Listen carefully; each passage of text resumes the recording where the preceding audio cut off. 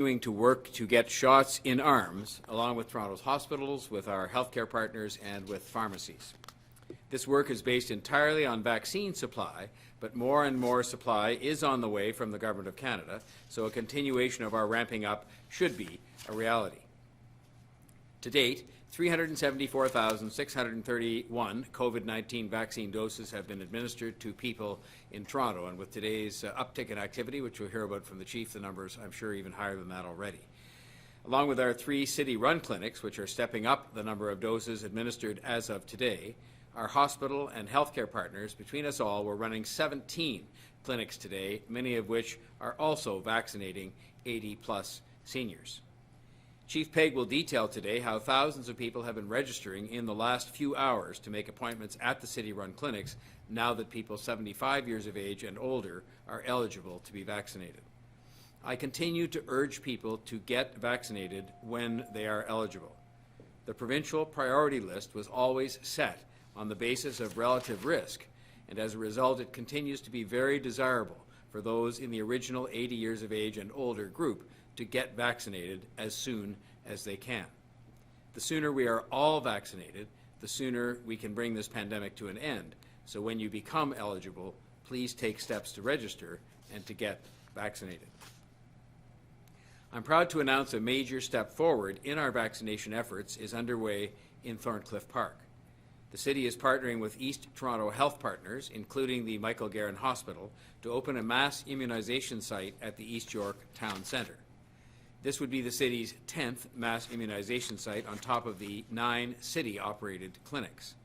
I want to thank the East Toronto health partners for leading in the effort to establish this clinic in Thorncliffe Park.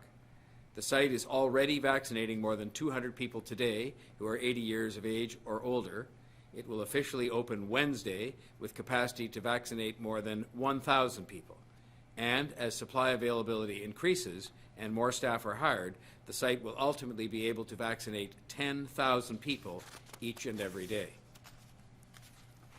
This is another in the series of initiatives undertaken by health partners in the east end of the city, an area which includes several communities where this extra local support and attention will produce a better outcome for them and for all of us. We also heard on our immunization task force call this morning that this clinic will also be looking at the possibility of running on an extended hours basis in the coming weeks. This is a true example of the Team Toronto effort underway to get as many people vaccinated in our city as soon as possible, and to do that on a basis that makes it accessible for them. We are doing everything we can to get as many shots in arms as possible, as soon as possible, supply permitting. I want to thank everyone involved in getting this clinic up and running, including local councillor Jay Robinson, who's been working on this for a number of weeks and has been extremely supportive of this effort. I know she's been working day and night since the idea was first proposed by East Toronto Health Partners to make this site a reality for residents in the Thorncliffe area. Our work to get seniors vaccinated is also going full speed ahead, and we are working on innovative ways to make sure that we are reaching them. The Toronto Public Library is mobilizing its staff to reach out to seniors to make sure they are aware of how to register and to provide further information if needed. I want to thank City Librarian Vickery Bowles for working with the city staff to start these calls this week. Library staff will start with calls to about 10,000 library users who are seniors 80 years of age and older, and then reach out to about 25,000 more seniors between the ages of 70 and 79. Toronto Community Housing is also working to help seniors in their buildings get vaccinated. TCHC's 83 seniors buildings have partnered with hospitals, and we are working on vaccination plans to help people in these buildings get vaccinated. As of Friday, the Toronto Community Housing Corporation has held vaccination clinics in 23 seniors housing unit buildings, with 5 more planned for this week. Of the 23 seniors buildings where we have done door-to-door vaccines, about 70% of the tenants have accepted the vaccine, and that is a great start. In that case, I want to thank the Toronto Community Housing CEO Kevin Marshman and his team for all of their efforts, along with this ongoing outreach with the support of the city to individual seniors who are TCHC residents who don't happen to live in one of the seniors' buildings. Toronto Community Housing continues to work with Toronto Public Health and health partners to bring access to community testing and vaccinations closer to its family communities. To date, more than 43 community testing clinics have been taking place in the family portfolio of TCHC, with 5 vaccination clinics planned in the coming days. City staff have reached out to 40 senior-serving organizations and offered financial support to increase staffing and redeploy staff to reach out to their clients, senior clients, to support them to set vaccine appointments in the coming weeks. The city has offered these agencies up to $10,000 each to ramp up their efforts to help seniors get registered and get vaccinated between now and the end of April 2021. The agencies were selected to ensure that we continue to focus on target population outreach, including the Indigenous communities, the Black communities, the South Asian communities, and other population groups, including Hispanic, Tamil, Korean, and LGBTQ2S seniors. The city is also working with the Red Cross to place senior-specific posters in food hampers and engaging as well with synagogues, churches, and temples to bring information to their senior communities. Finally, I wanted to offer an update on the pharmacy vaccine rollout. More than 200 pharmacies in the City of Toronto are offering the AstraZeneca vaccine right now, and we expect that number to grow as the Government of Ontario expands the pharmacy vaccine program. Toronto is one of 3 regions participating in this pilot at present, and we know that this will help to speed the vaccine rollout overall. We want to ensure that pharmacies in the areas of the city that have been hardest hit by COVID-19 have the vaccine to offer residents specifically in these neighbourhoods. Toronto Public Health has looked at the current map of participating pharmacies and has provided additional locations to the Ontario government where the program could best be expanded in different areas of the city, based on public health advice, particularly in Toronto's northwest and northeast areas. We have experience across the city, including in these areas, as a result of initiatives like our annual flu shot campaign, and we have made the list of these additional locations available to the province to ensure effective and equitable coverage in some of the areas hardest hit by COVID-19. So these are just some of the efforts underway to get people vaccinated. I wanted to highlight them today, in particular, to show how far we have come in a difficult year, and to pay tribute in particular to the entire team led by Chief Pegg and Dr. Davila and all the people working with them from across the spectrum to make all of these different things happen. It was a year ago tomorrow that I declared an emergency in Toronto in the wake of the growing COVID-19 pandemic, the first time such an emergency had ever been declared in the history of our city. Now, a year later, our focus is on vaccinations to stop the virus and to bring the pandemic to an end. We are so close. We're closer than we've ever been before, notwithstanding numbers that you'll hear about today that are still of great concern, but we are closer than we've ever been before to that welcome day. As I said at last night's memorial for the more than 2,750 people that have died from this virus in the City of Toronto alone, we just need to soldier on and get through this crucial period that we're in right now. And that includes taking advantage of all of these opportunities to get vaccinated, but it also includes continuing to follow public health advice, continuing to encourage others to do so. It will help us to get through this nightmare and get out on the other side successfully. I would now like to ask Chief Pegg to give an update on our overall vaccination efforts. Thank you, Mayor Tory. Good afternoon. Today is a very important day in our continuing mass immunization clinic evolution. At 11 o'clock this morning, our first 3 clinics commenced operations at more than 3 times the daily capacity as compared to last week's initial operations. Our clinic locations inside the Metro Toronto Convention Centre, Scarborough Town Centre, and the Toronto Congress Centre are now operating with twice the number of immunization stations in each clinic. Beginning this week, we are also increasing the pace of operations in each of these clinics. Both of these significant operational changes are being implemented in order to administer the maximum number of vaccine doses as possible each day. We will carefully evaluate the effectiveness of these changes over the course of the week, including the impacts to clinic throughput, wait times, and check-in line lengths. I am aware that some of the lines today have been long. Our teams are connected on this, and we are looking into a number of options to address these concerns. We will continue to monitor and do our very best to manage this in live time, and we thank everyone for their continued patience and support. Over the course of last week and continuing today, we are finding that a number of clients are arriving well in advance of their scheduled appointment time. In order to assist us in preventing excessive lineups, I ask those with confirmed appointments not to arrive at the clinic location until shortly before your scheduled appointment time, if at all possible. Also, I would recommend that people limit the number of support people that they bring with them to the clinic by bringing only those necessary to assist them in moving through the clinic. Finally, I encourage anyone who requires a mobility device, such as a walker or a wheelchair, to bring their device with them to their vaccine appointment, wherever possible. We do have some mobility devices on site, along with trained healthcare professionals and emergency first responders on site, who are helping anyone who requires assistance in moving through the clinic process.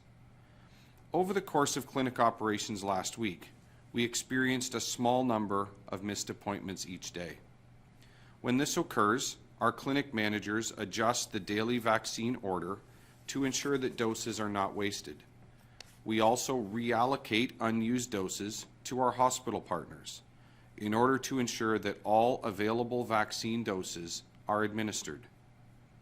Enabled through the provision of additional vaccine beginning today, we are now able to administer up to 4,320 vaccines each day in the city-operated clinics alone.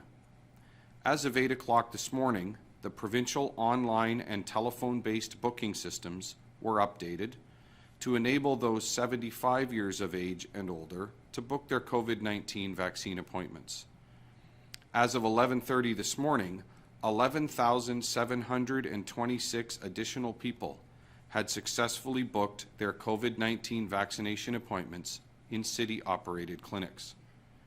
On March 29, our city-operated clinic capacity increases again to 6,300 vaccinations per day, with both Malvern Community Centre and Mitchell Field coming online.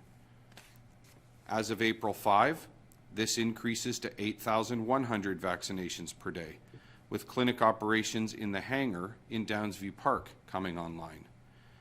And finally, after April 12th, our planned capacity will increase to more than 18,000 doses per day, with our final 3 city-operated mass immunization clinics in North Toronto Memorial Community Centre, Carmine Stefano Community Centre, and Cloverdale Mall all coming online.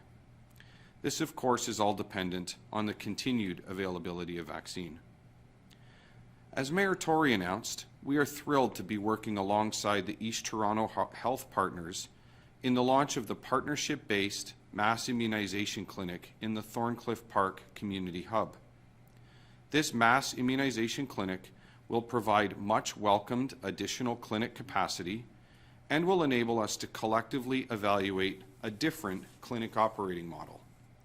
This clinic has been designed and will be operated by our East Toronto Health Partners in a format whereby clients remain in one place with the various aspects of the immunization clinic process coming to them. Further, we are very pleased to be working with our East Toronto Health Partners to evaluate the effectiveness of extended clinic operating hours in this location. I offer my thanks to the East Toronto Health Partners for their leadership, partnership, and collaboration as we work together to maximize the administration of vaccines across Toronto. In closing, I remind everyone that vaccinations are only available by appointment and are not available on a walk-in basis. I strongly encourage everyone who was born in 1946 or earlier to make your appointment for vaccination now. If you have an Ontario Photo Health Card, you can book using the online registration system, which can be accessed 24 hours per day via toronto.ca/COVID-19. If you prefer to book by phone, the provincial call centre can be accessed by calling 1-888-999-6488. The provincial call centre is available from 8 a.m. through 8 p.m. 7 days per week. Please do not contact 311 nor Toronto Public Health for assistance in booking your COVID-19 vaccination appointment, as our staff are not able to access the COVAX system on your behalf. Please continue to monitor toronto.ca/COVID-19 for the most up-to-date information on immunizations in our city. Thank you. I will now invite Dr. Davila to provide her update today. Thank you, Chief Pegg, and good afternoon. Today, I am reporting 509 new cases of COVID-19. 258 people are in hospital following 12 new admissions. 51 people are in the ICU. I'm grateful that today I have no new deaths to report to you. The current number of cases screened positive for variants of concern is 5,428. When I reported to you last Wednesday, this figure was 3,920. Since last Thursday, we've seen almost 2,800 additional cases of COVID-19. Toronto's current 7-day moving average is 450 cases, up from 420 cases last week. Our effective reproduction number is 1.1, which means our outbreak is growing. Our percent positivity, the percentage of all COVID-19 tests performed that are actually positive, is 5%. Last week, this figure was 4.3%. 50% of all COVID-19 cases are now variants of concern, up from 44% a week ago. Our data, while sobering, is moderate compared to what is happening as a result of sharply rising cases elsewhere in the world. As I read the news coverage over the weekend, it was common to see descriptions like skyrocketing and characterizations like in the grip of a third wave. Reports from Hungary cite record high daily cases and record deaths. The only retail permitted in Hungary at present are stores selling food, pharmacies, and gas stations. France has just imposed a new month-long lockdown on Paris and other parts of the north. COVID-19 variants now represent 75% of cases in Paris. Poland is in lockdown for 3 weeks. The variants there are reported to account for 60% of infections. Germany is considering the extension of lockdown provisions for an additional 4 weeks. The head of Germany's Infectious Disease Institute said that cases are growing at an exponential rate. I am emphasizing data and developments today that should make us all think twice, to temper expectations about changes to our lives in the short term, to encourage Torontonians to proceed cautiously in the next few weeks, and to protect yourself. By doing so, we will be able to sustain our current circumstances and allow for more choice in where we go and what we do. If we fail to proceed cautiously, we will have fewer choices available in an effort to limit the risk of infection. Vaccines are providing hope, and with good reason. Just last week, the Toronto vaccination sites administered almost 102,000 doses of vaccine from March 15th to 21st alone. We will get through this. But at present, there are still more of us waiting for our vaccinations than have received vaccination. In British Columbia, COVID-19 outbreaks have been declared in long-term care homes, where more than 80% of residents have been vaccinated. With that in mind, I want each Torontonian to remember two important things. First, vaccines, while highly effective, do not entirely eliminate the risk of COVID-19 infection. Second, if you have been vaccinated, there remains a window of vulnerability while your body responds to the vaccine and builds the antibodies to protect you from COVID-19. The general understanding is that the body starts producing meaningful protective antibodies by about 2 weeks after vaccination and has generated substantial protective antibodies in about 4 weeks. This is a reminder that the vaccination doesn't produce instant protection, and there are many of us waiting to be vaccinated who are at risk of serious illness if infected by COVID-19. The good news from British Columbia is that the illnesses in the long-term care homes are reported to be mild, which is a positive indication. Our data in Toronto tells us that in Wave 2, people aged 70 years and over, not living in long-term care or retirement homes, made up only 7% of cases. However, this same group represented 50% of hospitalizations, 40% of ICU admissions, and 45% of deaths. So two things are important in that respect. First, it's important that those invited to book vaccination appointments do book those vaccination appointments. Access to appointments open today for those 75 and older. If you have someone close to you who is 75 or older, discuss their plans with them and help them as needed to book an appointment and to arrive at their vaccination appointment. Secondly, we all have a clear and important part to play as vaccines are delivered, more people become eligible, and the days pass between vaccination and protection. While I anticipate and am hopeful for a more relaxed summer, it's vital to remember it's still March. Summer is weeks away. Our current numbers and the exponential resurgence of COVID-19 around the world is a grave concern. Things can yet go right or go very wrong, depending on what we do while we wait. It can be difficult and confusing to remember that as we see the vaccines rolling out at high speed in the UK and in the US.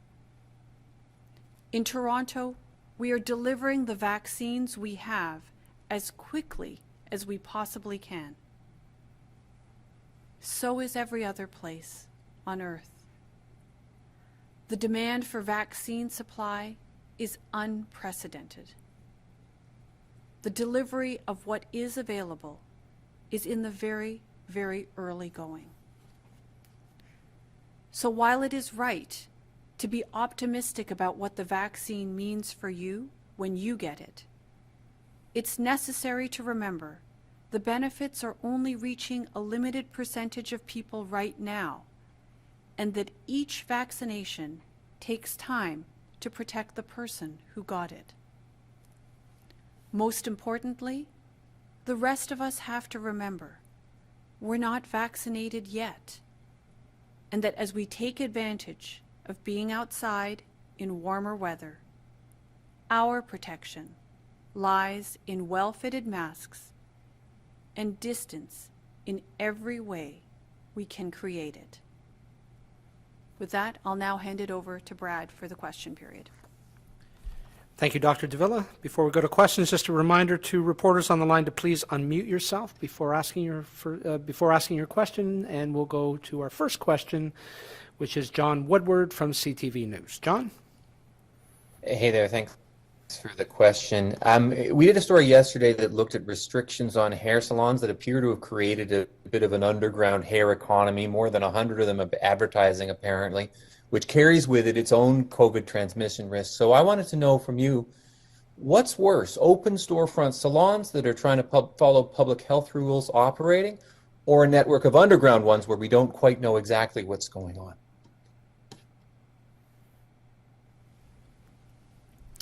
So, I don't know that there's a simple answer to the question. I will say this. We know that there is increased risk of COVID-19 transmission with interactions increasing between people. Those risks can be mitigated certainly by distance first and foremost, and through the appropriate use of infection prevention and control measures. So at this point in time, looking at what's happening around the world and noticing what is actually happening on the ground here in respect of COVID-19 transmission, I do think that it's best for us to be cautious. But obviously we are constantly working with our provincial counterparts to find ways in which we can actually increase access to services over time, but in a manner that's cautious and allows for the safe operation of these businesses, including personal services settings. We'd like to see services restored as quickly as is safely possible, but that needs to be done in a cautious manner in concert with our provincial counterparts who set the regulations. Do you have a follow-up, Has there John? been any movement on the proposal to have a outdoor hair salon? I think that might be a question that's better directed towards my provincial counterparts, as the regulations are really for them to determine. But I would say this, we really are looking to figure out ways to allow for personal services settings and all the other services that we all miss very much to open in a manner that's safe, that's cautious and appropriate to the circumstances for COVID-19 as we see them in our city. I would encourage caution at this point in time. We are seeing indicators that are telling us that our outbreak is growing, and we know that distance fundamentally is what makes a difference in terms of reducing transmission, particularly as we ramp up vaccination efforts, where I think we will gain more and more protection as supply increases and as we are able to get more vaccine into more arms. Thank you. We'll go next to Dave Woodard from Global News Radio. Dave? Thanks, Brad. Dr. Davila, there was a deputy in at this morning's Board of Health meeting who asked you essentially to see where the province was on loosening restrictions for long-term care homes. Where are you on that question, Dr. Davila, and is it something that you think should be happening sooner rather than later? So there are a number of questions around how best to create optimal circumstances within long-term care homes. And of course, the experience of health is partially related to COVID-19 in this time and seeking to reduce COVID-19 infections, but we know that health is much more than that, and that social interaction and the ability to have a little more freedom is an important component of that. This is a subject that we have raised. I know that my colleagues here at Toronto Public Health have raised with our provincial counterparts on a number of occasions, and I understand that other local public health authorities and staff are also raising these questions. So this remains an active discussion. And again, it's a question of how do we create the right balance. As I mentioned in today's remarks, even those facilities where residents have received vaccination, as in British Columbia notably, where they have a significant proportion of residents vaccinated within long-term care homes, some of those homes are suffering outbreaks. So it is a very delicate balance that needs to be struck, and I do think that it is the subject, I know it's the subject of much conversation, and we're hoping to see some progress on that front in the days and weeks to come, hopefully sooner rather than later. And Dr. Davila, about your comments regarding vaccinations and how they currently aren't stopping the resurgence of the virus, does that mean that we're not really waiting for vaccinations, but something more like herd immunity to happen before we can reopen fully? And if so, then why are you still optimistic about a better summer? Well, I am hopeful as we look at our capacity, as we see growing capacity here in the city for vaccination, and as we get more and more vaccine supply, I expect we should be able to provide more of the protection afforded by vaccine to a greater proportion of our population. I think that's fundamentally what we're looking at here. I also think that as we look at warmer weather, we have that opportunity for people to spend time outdoors where the risk of transmission is clearly much lower than it is indoors. So it's this combination of things that I think gives rise to my sense of optimism. But I am really keen to see us together as the Toronto vaccination partners and frankly, vaccination providers all throughout the province, getting access to greater supply so that we can put needles into as many arms as quickly as possible and start to really get that protection that we know is provided courtesy of the vaccines. Thank you. We'll go next to Matt Bingley from Global TV News. Matt? Hi there. My question is for Chief Pegg. We just keep hearing a lot about the vaccine supply, especially on the provincial side of things. And I'm just wondering if you could update us on how many are actually allocated and available in-house for the mass vaccination clinics, and whether you have enough for the 133,000 appointments that you set out for that first 4-week period. Sure. So I'll start by saying that on this morning's Vaccine Distribution Task Force meeting, that's the series of meetings chaired by General Hillier, I would describe that conversation and the subsequent conversations as one of optimism. There was very much an enthusiasm in the midst with respect to the fact that we're seeing provincially, we're seeing more and more and more vaccine, and that is certainly great news. The allocations that have been confirmed for us is what gave rise to the original scheduling, the way that we've scheduled the clinics, and that was what permitted us to go as high as 133,000. So those appointments are live in the provincial booking system now. They are based upon confirmed allocations that have been committed to us by the province of Ontario, and I have every confidence that that vaccine will in fact arrive as scheduled and that we'll be able to continue our operations as planned. Thank you for that. And to follow up again with you, you were talking about those missed appointments last week. Could you tell us just how many were missed? And again, just with the 75 and above now, are you confident that all of those appointments that you were trying to veer people towards this week, that those will actually be filled going forward? And if I could just tag on just one other question, I'm just wondering, when it comes to these locations, do you have an opportunity to offer one of those, 30 minutes, get here and you'll get one kind of list like some of the hospitals have been doing? Sure. So let me start with our experience last week. So we, of course, we ran the three clinics last week. I will say, if on an aggregate basis across all three of them, we're seeing missed appointments in and around the 5% range. That there is some variance there. We've seen clinics as low as 2% and some slightly higher than that, coming out with an overall average of 5%. I wouldn't say that I'm surprised by that, and primarily based on the fact that there are a significant number now of opportunities that exist, including city-operated clinics, hospital partner-operated clinics, increased deployment through pharmacies, all of those, of course, affording people the opportunity to book their appointment and receive their vaccine in accordance with the prioritization framework. So we know that there are circumstances where people have booked an appointment and then managed to get vaccinated somewhere else and didn't cancel their appointment. We know that just life happens, and from time to time there are people that have been unable to attend their appointment. We have placed what I would describe as robust vaccine management plans in place in every clinic. The clinic managers inside every one of our clinics are very closely monitoring that on a live time, hour by hour basis, and making sure that we protect all of the vaccine that has been provided to us.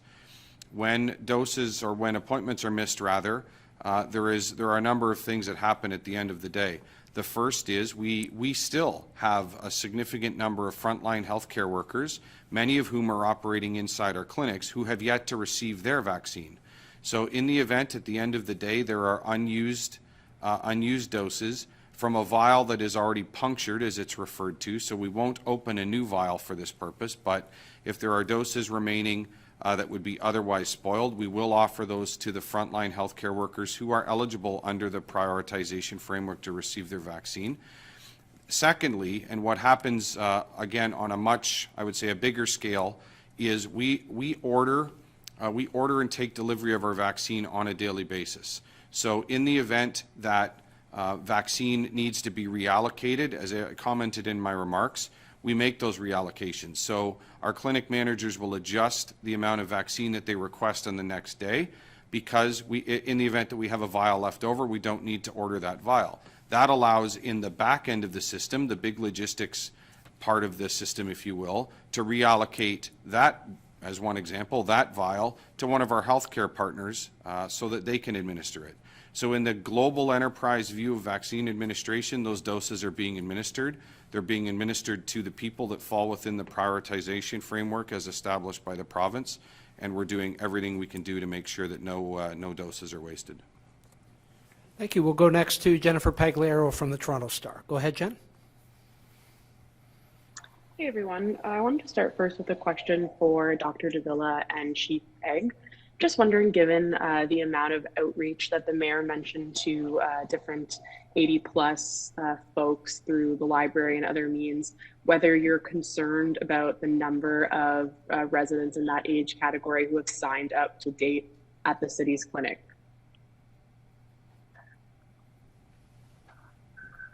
So, Jen, you're quite right. The mayor mentioned a number of outreach efforts that are being undertaken in order to reach seniors in our population, and I think these are important efforts that should continue.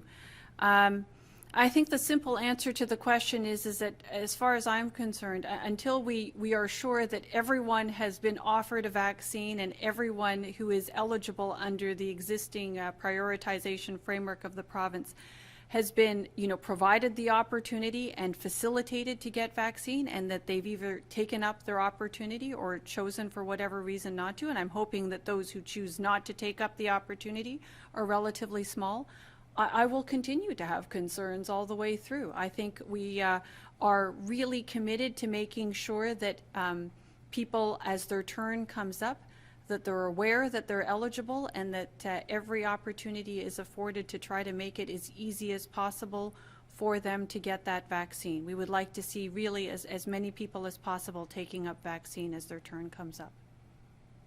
Go ahead, Chief. If I may just add to that, I think it's important just to reiterate and to remind everyone that once any particular group, in this case, let's say, we're talking about residents over the age of 80, once any particular group becomes available and is deemed eligible under the provincial prioritization framework, they continue to be eligible. So there is no circumstance whereby that window of opportunity closes. The fact that the eligibility was expanded to include those 75 years of age or older today does not in any way remove the ability for those over the age of 80 to book their appointments. And I will say just two things that I'll point out. We certainly saw when the provincial booking system opened on March 15th, there was a very significant number of appointments booked, and then the number of appointments booked decreased continuously on a fairly steady trend line all the way down through the 21st, and of course it's jumped exponentially this morning with the launch of 75 plus. So it definitely did. It started high and then continued. There were certainly people that continued to book, but it was decreasing every day. One perhaps editorial comment, if I may. I had the chance to spend a considerable amount of time yesterday in two of our clinics and talk to a number of our residents and a number of our seniors who had just been vaccinated. They approached me as they were leaving the clinic. And I will say that is one of the most heartwarming experiences I think I have ever had. And just the sense of relief and the sense of hope and the sense of gratitude that is being displayed and was being conveyed by those people to certainly not only to me, to our staff and to anyone that would listen, inspired me. And I hope that we can find a way collectively to share that sense of optimism and use it to encourage everyone else to sign up and get their vaccine as well. It was something I will never forget, and quite frankly makes all of the effort and all of the work that has gone in to not only put this together, but to continue to operate it, and the thousands of staff that are operating this clinic. It made every single one of those minutes worth it. So I hope everyone else can take part in that as well.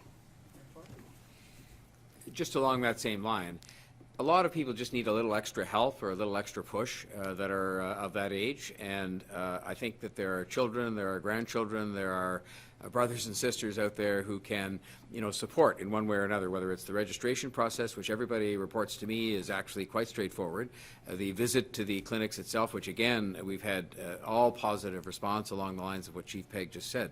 But we need people to encourage people now 75 and up to register and to go and to get vaccinated, and it's, I think, up to kids and grandkids to make that happen, to help make that happen, because there may be people who just don't know exactly how to do it or haven't heard all the news or are a little bit hesitant for one reason or another, but it's for their own good, of course, and for the good of everybody else around them, and they'll be able to see more family soon if we all can get vaccinated and get this behind us. So I really encourage people to look in on and inquire of some of the relatives and friends they have that are of that age, 75 plus, and help them to get vaccinated.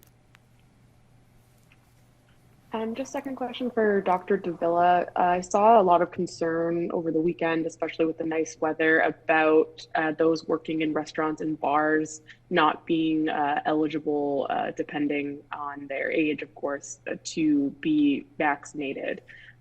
Personally, I saw, streets like Ossington were already full up patio-wise. Obviously can't speak to whether those people were all in the same household, but there are definitely groups of what looked like friends together, and a lot of folks working in the restaurant industry super concerned about their own health and the health of their families. So Jen, I think you raise some important points, some things that I was trying to get at through the remarks I've delivered today. First and foremost, we appreciate the warmer weather, long winter. I completely can see why people want to be outside enjoying the warmer weather, and that's a good thing. I think that, we have that annual sort of reemergence into the world, and there's this collective enjoyment of spring weather when it arrives. That's a regular event here in our city. Of course, it's a little bit different this year. We know that, COVID-19 is here, and as I've indicated through the remarks today, we have some reasons to be concerned. Our indicators are telling us that there is ongoing transmission, and in fact, a growing, unfortunately, outbreak here that continues in the city. I would say this, though, we know that risk of transmission in the outdoor space is certainly reduced. It's not zero. But it is, or we can't guarantee that it's zero, but certainly it is reduced relative to that which would occur in an indoor space. So distance continues to be an important component. Masking continues to be an important component. And for those who are working in industries where they may have exposure to others, certainly following all the infection prevention and control measures that are put into place become very important components as well. When it comes to vaccination of workers and people out in the community that are younger than 75, for example, that is part of the provincial prioritization framework. We are following that framework and seeking to vaccinate as many people as quickly as possible, and hopefully we will soon get to the entire population as supply becomes available. We're certainly ramping up capacity. You've heard the chief deliver his remarks in that regard, and that's not unique to us. Our hospital partners, our healthcare partners around the city are also ramping up their capacity. So my hope is that together we'll be able to quickly advance through the provincial prioritization framework, get to the entire population of the City of Toronto that's eligible. This is, as vaccine supply is available, because we'd like to see that protection afforded to as many people as possible, as quickly as possible. Thank you. We'll go next to Mike Crawley from CBC News. Mike? Thanks, Brad. Dr. Davila, it's actually related to Jennifer's first question there. The stats that I was given by Toronto Public Health about if you added up the percentage of people in the 80-plus group that have already had their first, at least their first shot of vaccine, plus those who have actually booked an appointment, it's only about 60% of the population. I'm wondering what percentage you want to see vaccinated, or what's the target that you need to be hitting for it to be effective. And what do you think are some of the reasons why people aren't quite so enthusiastic to book their vaccination appointments? Mike, I think a couple of things. So let's start with the last part of your question. I'm not sure that we can say that it's lack of enthusiasm. I think it's premature to say that. I think it's quite impressive that we have gotten to the point where we're at. Vaccine delivery here is still very much in the early going, as I just mentioned in my remarks, I guess I should say. So we are seeing more and more pickup. The numbers you indicated are, prior to today, every day that number continues to grow. And as the chief rightfully pointed out, that once you're eligible, you will continue to be eligible. So we do know that there are ongoing opportunities for our seniors, particularly those 80 plus years of age, to continue to get vaccine. Some of our seniors in our community are not able to get out to a mass immunization clinic, particularly those who are homebound. And there are processes that are available for those who are established clients of home-based services, so that we're getting vaccine to those individuals in partnership with our healthcare partners. So that's another component of our older population that is still being addressed. And I expect we'll continue to see more and more of that population getting covered. And I do think that there is as well some encouragement for people to seek out vaccine that's provided when they see more and more people around them actually receiving vaccine and responding well to vaccine. That certainly was the experience in the early days that we saw within long-term care homes and with long-term care and retirement home staff and residents. So I expect that we'll see similar things in the broader community as well. With respect to herd immunity, or the level of coverage that you're speaking of, obviously, as a public health practitioner and knowing what I know about the effectiveness of these vaccines, the higher we can get that coverage rate, the better it is for all of us, right? That provides protection for the individual receiving the vaccine and hopefully protection for the entire community. But certainly the science indicates that, we're looking at something around at least 70%, but of course, the higher the coverage rate we can get, the better the protection that's afforded by the vaccine.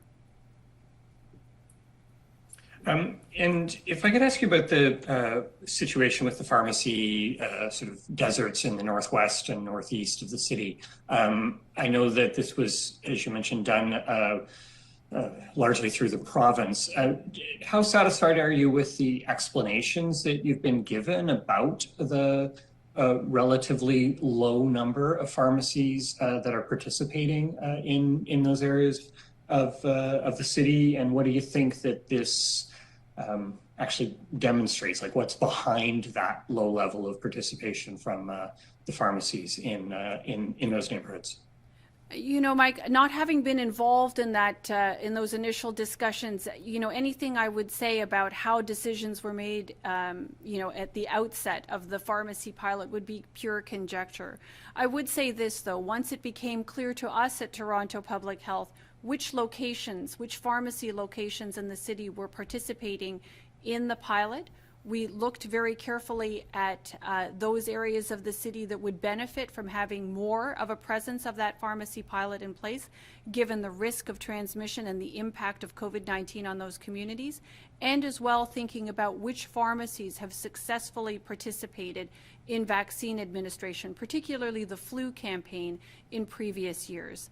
So we looked at all the data that were available and made some suggestions to our provincial counterparts to discuss as they seek to expand that pharmacy pilot. And it's our sincere hope that our suggestions will be taken seriously and perhaps even acted upon as those pharmacy pilots and the pharmacy channel is expanded by our provincial partners in concert with the pharmacy providers as well.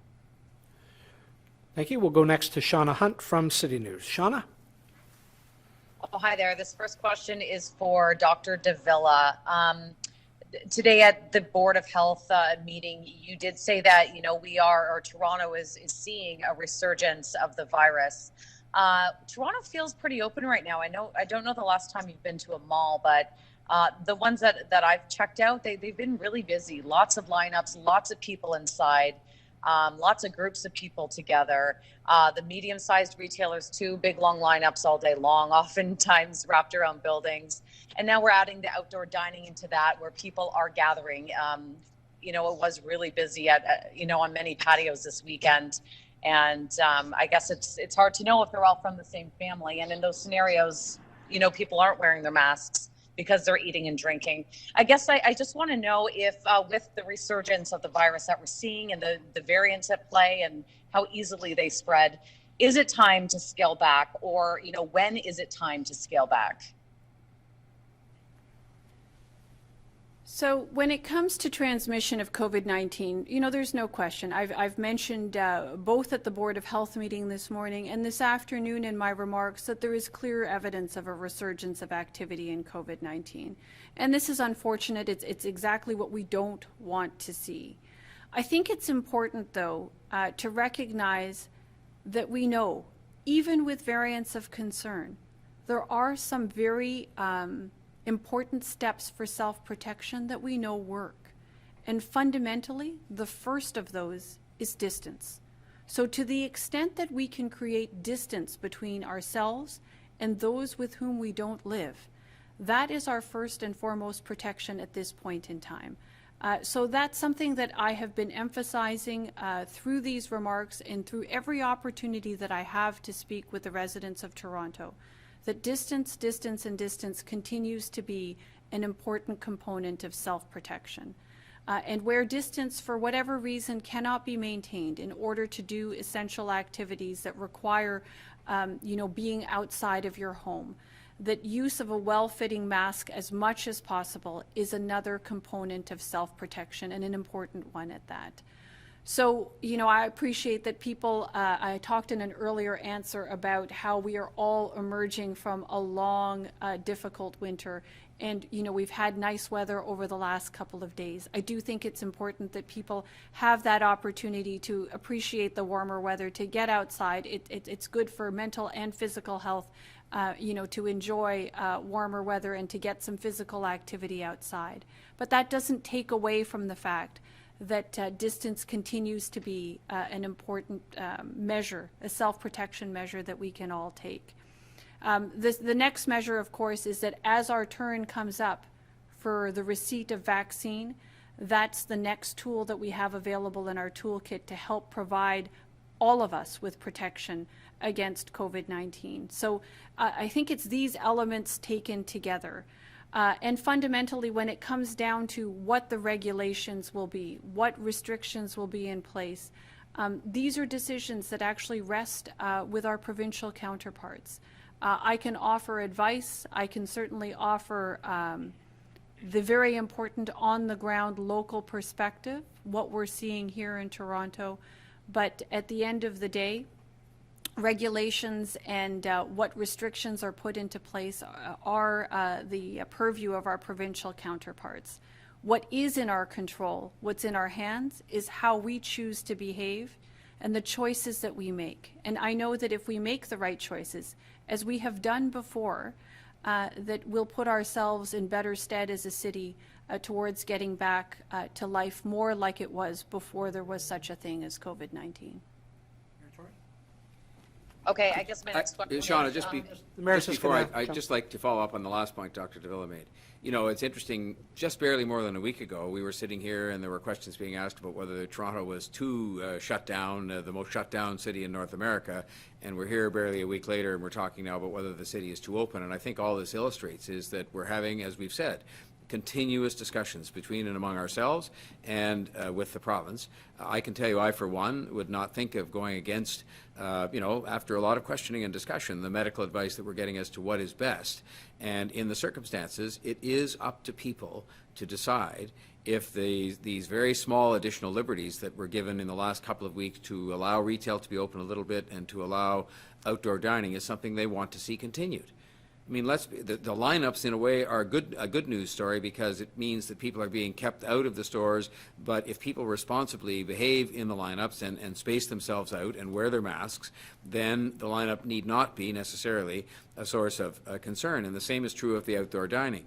I mean, let's be honest, it's not going to be realistic for us to be sort of checking every driver's license and interrogating people, nor would anybody want to, with respect to whether they live together. But people should just decide if they want to help themselves and their own health, if they want to help the businesses that they want to patronize, and get back to a normal life by the summer, as we've been discussing, then it would be best if they followed the rules and only went to an outdoor patio with somebody they live with.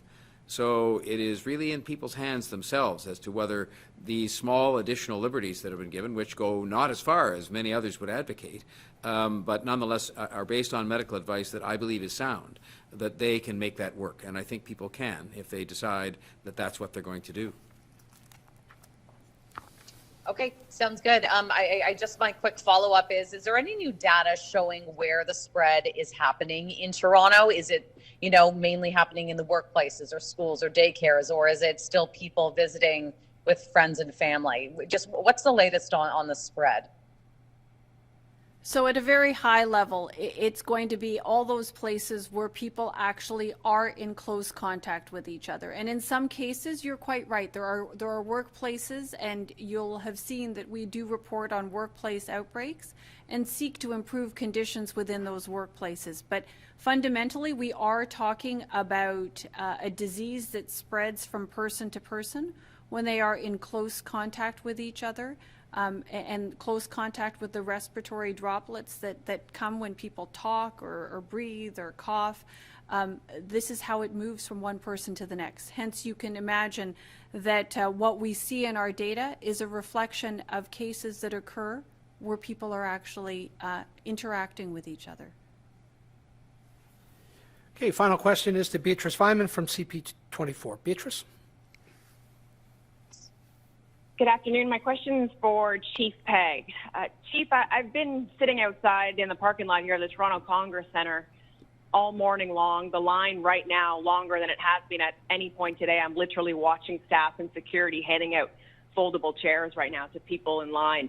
Although all the seniors that I've been talking to tell me that the line outside is the least of their concerns. It's once they actually make it through the front door, they're now taking through another line about half an hour long to make it to into the chair to get their vaccine.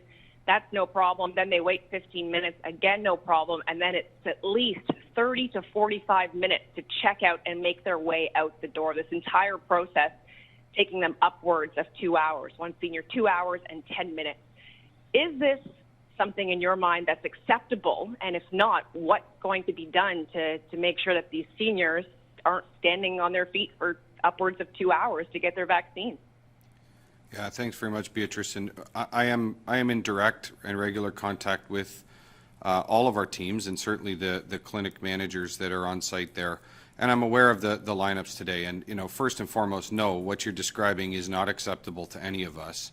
We experienced a couple of challenges there today. We had some unplanned absence on the part of staff, some of the clinical staff that are required to operate the clinic. So we are doing our best to manage in response to that. So some additional staff being called in. I think first and foremost, there's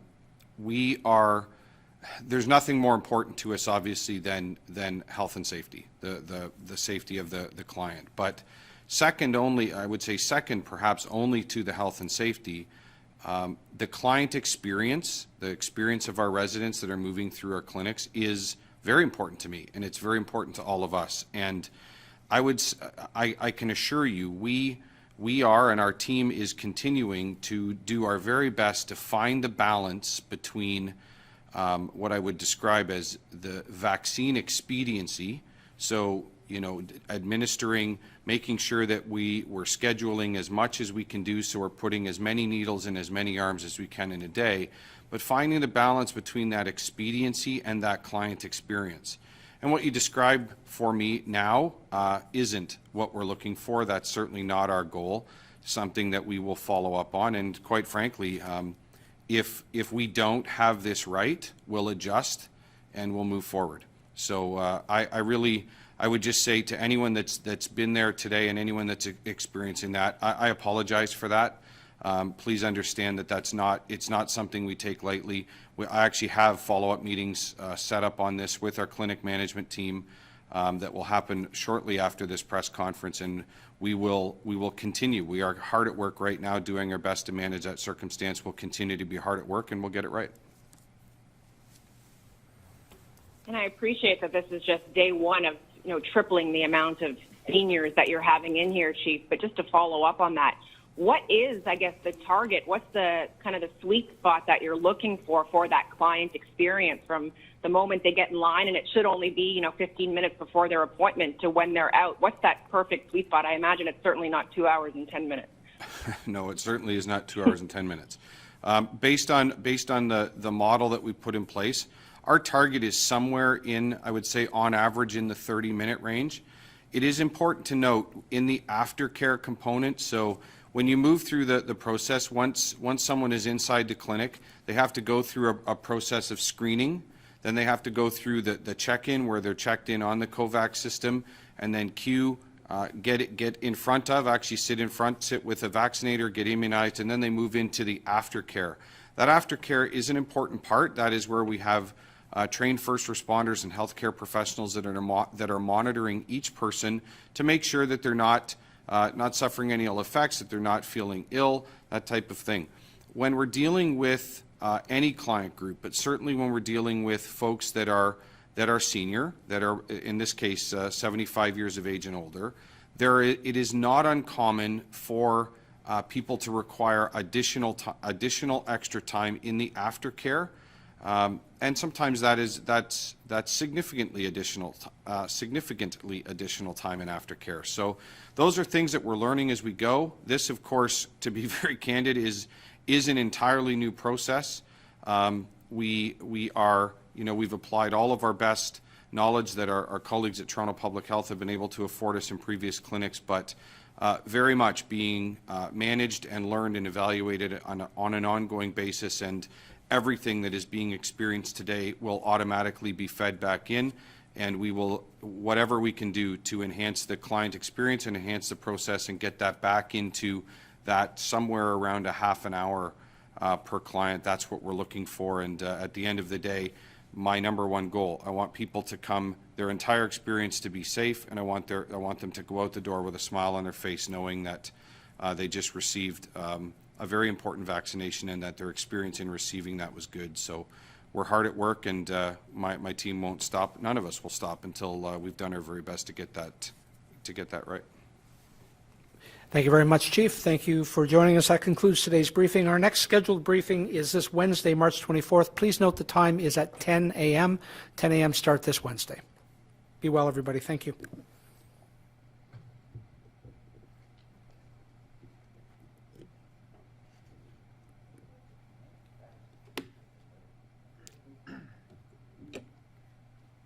Your phone is blowing up, by the way.